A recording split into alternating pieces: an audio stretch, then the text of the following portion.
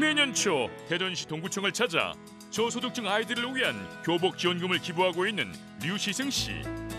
돌아가신 아버지의 부탁으로 시작한 일이지만 이제는 소시민도 기부할 수 있다는 사명감을 가지며 하고 있다는데, 해를 이은 교복 기부를 꿈꾸는 우리 시대의 평범한 중산층 류시승 씨를 사건 현장에서 만나본다. 이 가슴 따뜻하고 훈훈한 사연 속의 주인공을 소개하는 시간입니다. 함께 사는 세상인데요.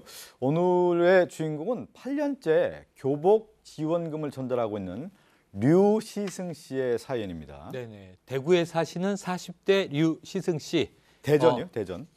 대전이에요. 죄송합니다. 대전 동구에 살고 계신데요. 대전 동구청에 해마다 이 저소득층 학생들을 위한 교복 지원비를 전달해왔다는 겁니다. 무려 8년째입니다. 조금은 독특하죠. 교복을 지원해준다. 바로 지난 15일에도 300만 원의 교복 지원비를 대전 동구청에 전달했다고 하고요. 그 사연에 아마 동기가 있을 것 같아서 자, 이 교복 지원금을 해마다 이렇게 내놓게 된 이유는 뭘까 궁금해지는 대목입니다. 예, 지금 화면에 보이는 오른쪽에 있는 분이 류시승 씨인데 2012년부터 매년 이제 학생들을 위해서 교복 지원금을 선뜻 내놓은 이유가 무엇인지 류시승 씨의 목소리를 듣고 올까요? 아버님 유업이셨어요. 그래서 뭐 다른 거 몰라도 이거 좀 힘들어하는 그런 유업이 있으셔가지고 밑에 항상 좀 불러봐라 이제 이런 취지로 말씀하신 게 좀 있었어요. 평상시에도 예 항상 위만 보지 말고 이제 밑에를 좀 이제 지켜 좀 봐라 이렇게 하는 말씀이 있었고, 뭐 평상시에 좀 좋은 일을 하시겠다는 그런 마음은 항상 가지셨던 분이셨는데, 어릴 때 이제 학교를 다니면서 교복을 입으면 모든 사람이 평등하다 이제 이런 생각 가지셔가지고 그 승급한 학생들 뭐 교복을 해가지고 이제 동등하게 좀 했으면 하는 그런 취지로 처음 시작하신 걸로 알고 있고, 그거에 대해서 굉장히 자부심을 가지셨던 걸로 알고 있습니다. 일단 학생이 그 빈부격차라든가 이제 이런 좀 차이점이 좀 없잖아요. 아무래도 교복 입고 다니면은 학교 내에서는 그런 것도 좀 염두를 해두신 게 좀 더 컸던 것 같아요. 지금도 뭐 제가 이렇게 이어가고 있지만 뭐 동생들이라든가 어머니, 뭐 식구들이 다 괜찮게 보고 있어요. 이 교복 기부가 유업, 그러니까 아버지 때부터 해왔고 아버지가 위만 보지 말고 주변에 밑에도 좀 보면서 살아라고 하는 어떤 교훈을 주셨네요. 그렇죠. 이제 아래를 보라는 건 나보다 못한 예. 사람, 힘들게 사는 사람을 좀 보라라는 이야기고, 또 유업이란 마치 기부 활동일 뿐인데 어찌 예. 보면 유업이라고 표현하는 아들도 참 기특하게 생각도 드는데, 아버지가 이미 98년, 99년부터 이제 이 일을 시작을 하셨고요.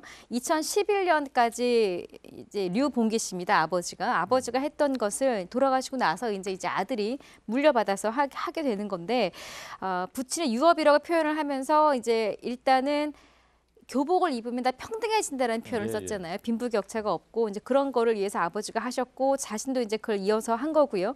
일단은 가양동 주민자치 활동이나 음악 연주 이런 활동들을 통해서 아버지가 그 전에도 노인들을 대상으로도 꾸준히 봉사활동을 하셨고, 또 특히나 교복 지원 사업도 이제 기부를 하셨는데, 여기에 다른 봉사활동도 많이 있었지만 특히나 교복을 지원하는 것에 아버지가 상당히 관심을 갖고 자부심이 있었다고 합니다. 그러니까 류시승 씨 아버님이 이제 류봉기 씨인데 아버님이 왜 이렇게 교복에 관심을 갖게 됐을까요? 아버님이 생각하는 교복은 이꼬르 평등입니다. 보니까 빈부격차가 표현되지 아니하는 어떤 그런 상징으로 보셨던 것 같아요. 보니까 그 아버님이 유년 시절에 아마 심한 생활고를 겪으셨던 것 같고요. 그런 부분이 이제 교복하고 애착으로 자연스럽게 연결이 된 것 같은데요.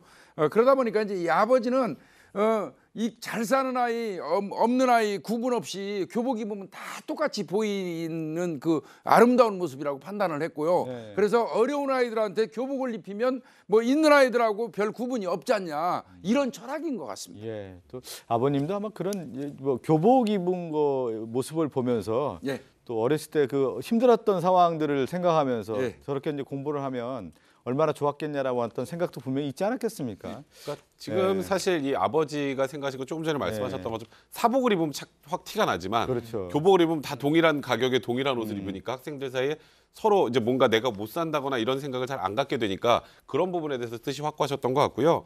그러니까 이게 생전에부터 이제 유언을 하신 건 아니고 항상 그렇게 얘기를 하셨대요. 봉사활동 그다음에 이런 기부활동을 뭐 혹시 내가 뭐 사망하더라도 좀 이어가 달라라고 얘기를 했고 말씀하셨던 것처럼 가장 애착을 갖고 계셨던 부분이 이 바로 교복 지원 활동이었는데 어린 시절부터 이제 아버지가 양로원 방문하고 뭐 식사 대접하고 이런 아버지 나눔 활동을 계속 보고 자랐기 때문에 이 아버지가 생전에 말씀을 하셨던 것을 본인의 업으로 이어받아서 이렇게 선행을 계속 이어가고 있는 겁니다. 근데 아버님이 돌아가신 게 이제 8년 전이잖아요. 네. 8년 전에 돌아가시고 이게 8년 동안 또 아버지의 뜻을 이어받아서 이렇게 해온다라는 것이 쉽지 않은 일이거든요. 쉽지 않죠. 뭐 유언은 아니지만 아버지가 남긴 유업이라고 볼 수 있죠. 예. 원래 이제 류시승 씨도 한 1, 2년 정도 하다가 뭐 아버지 그래 한 번 정도는 해보자. 근데 했는데 보니까 자신도 가정도 꾸리고 뭐 생활비도 좀 있고 아니 돈벌이도 있으니까 조금이나마 이웃에 도움을 좀 줘야 되겠다라고 생각해서 지금 8년째 하고 있는데 예. 처음에는 200만 원 정도 했다고 합니다. 근데 그 이후로는 돈을 좀 더 불려서 지금은 300만 원씩 8년째 교복 지원금을 기탁하고 있습니다. 예. 자, 또 아버지의 뜻을 이어받아서 이렇게 8년째 교복 지원금을 기탁하고 있는데요. 지난해부터 함께하는 기분 좋은 동행자가 있다고 합니다. 누구일까요? 류시승 씨와 동행자의 목소리 직접 듣고 오겠습니다.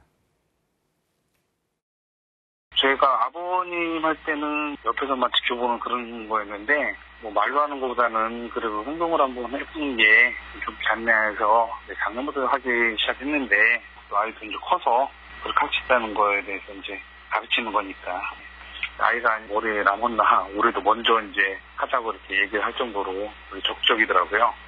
대견했죠. 항상 이제 제가 이제 설 지나고 한 2월 정도 이렇게 항상 추진을 했었는데 아이가 또 그 말 하니까 좀 기왕하는 것도 빨리 하자 뭐 이런 것도 되는 것 같고. 작년부터 아빠랑 같이 나눔 행사에 참여했는데 그게 좋은 일인 줄 알고 내년에도 같이 가고 싶고 진정한다고 생각도 들었고 또 이제 나중에 저도 어른이 되면은 아빠를 본받아 이웃사랑을 실천하는 어른이 돼야겠다는 그런 생각도 들었어요.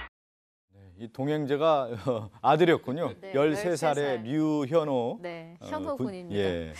자신의 어떤 경험을 또 아들에게 역시 네. 그대로 물려준 것 같아요. 아까 뭐 유업도 있지만 이 행동 자체도 자신도 아버지가 평소에 봉사 많이 하시고 이러는 걸 보고 자랐잖아요. 아버지가 말로 봉사해라, 기부해라 이렇게 말한 게 아니라 이제 그걸 보면서 자연스럽게 몸에 뱉던 걸 똑같이 이제 아들에게 전하고 있는 거고요. 아들에게도 이렇게 말로 할 필요가 없다라고 생각을 하신 것 같고 무엇보다 아들에게 가르치고 싶었던 내용은 이거라고 합니다. 아버지에게 받은 내용이지만 기부나 이런 것들이 좀 경제적으로 여유가 있고 이런 사람들만 하는 게 아니라 금액을 떠나서 우리 같은 소시민들도 누구나 할 수 있는 게 기부이고 봉사이다라는 걸 보여주고 싶어서 아들과 함께 다니면서 이렇게 활동을 시작을 했습니다. 부자 딱 닮았네요. 웃는 모습 보니까. 붕어빵이 붕어빵. 딱 닮았. 또 저런 일을 같이 아들하고 하면 얼마나 또 기분이 너무 좋을까요? 아름다운 게요. 네. 우리가 그냥 뭐 부자의 전형하면은 경주 최부잣집 이런 얘기 많이 들었는데 현대에 이 어떤 전범이 없었다 싶었어요. 네. 지금 대전 류부잣집 아닙니까? 할아버지 류봉기 씨, 아버지 류시승 씨, 그 손자이자 아들인 류현호 군. 예. 그럼 저 집은 이미 가풍이 저렇게 된 거잖아요. 교복만이 아니고 한부모 자녀 돕기도 하고 있고 굉장히 이 아버님은 또 선친 때는 양로원도 고아원도 돌보셨고 아마 굉장히 전 이게 아름다운 그 모범으로 퍼져나갈 것 같습니다. 우리가 그런 얘기 하잖아요. 말하지 않아도 알고 뭐 뭔가 이렇게 지시하지 않아도 서로 이렇게 느낌이 와서 그걸 따라준다는 것이 가장 아름다운 건데 그 아들이 그런 거 아니에요, 정말. 그러니까 이 아들이 이제 작년부터 아빠랑 같이 이제 나눔 행사에 참여하면서 본인도 보니까 이거 정말 좋은 일인데 라게 알게 됐고요. 그래서 본인도 나중에 아버지를 따라서 이런 일들을 계속 해야겠다라고 생각을 했다고 하고요. 아까 류시승 씨가 뭐 기부를 원래 조금 뒤에 하려고 그랬는데 아들이 아니 작년에 했는데 올해 왜 이렇게 안 해요? 그래가지고 이거 아들이 이렇게 얘기하니까 빨리 해야겠다.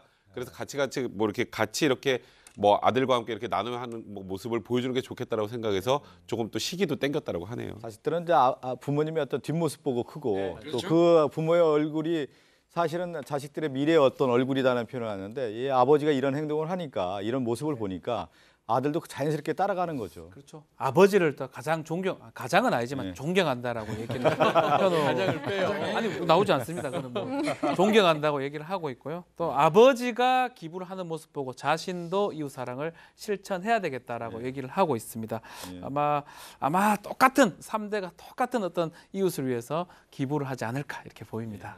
우리 지금 문화가 뭐 최영일 평론가도 얘기했지만 가업이라는 게 있지 않습니까? 집안에 어떤 일도 있는데 지금 오늘 표현은 사실은 할아버지 때 유연호 군 입장에서는 할아버지 때부터 어떤 유업이라고 하는 어떤 나눔 실천이 이 가정의 어떤 문화인데 이런 문화들이 사실은 대대로 이어진다라는 거 상당히 의미가 있고 그것이 또 표본 모델이 돼서 우리 전체 문화에 어떤 큰 영향을 미칠 수 있다는 생각이 드는군요. 오늘 이 사건을 끝으로 또 얘기를 좀 마무리하겠습니다.